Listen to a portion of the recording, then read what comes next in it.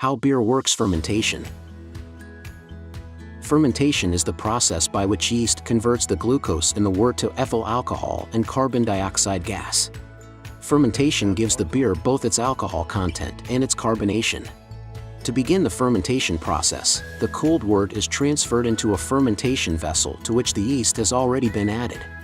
If the beer being made is an ale, the wort will be maintained at a constant temperature of 68 F, 20 C, for about 2 weeks. If the beer is a lager, the temperature will be maintained at 48 F, 9 C, for about 6 weeks. Since fermentation produces a substantial amount of heat, the tanks must be cooled constantly to maintain the proper temperature.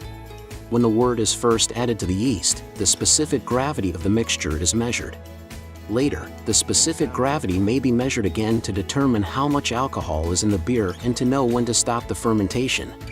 The fermenter is sealed off from the air except for a long narrow vent pipe, which allows carbon dioxide to escape from the fermenter. Since there is a constant flow of carbon dioxide through the pipe, outside air is prevented from entering the fermenter, which reduces the threat of contamination by stray yeasts. The bottom of the fermenter is cone-shaped to capture and remove the yeast and use it in the next batch of beer. When the specific gravity has reached a predetermined level, the carbon dioxide vent tube is capped. Now the vessel is sealed, so as fermentation continues, pressure builds as carbon dioxide continues to be produced. This is how the beer gets most of its carbonation, and the rest will be added manually later in the process. When fermentation has finished, the beer is cooled to about 32 F, 0 C.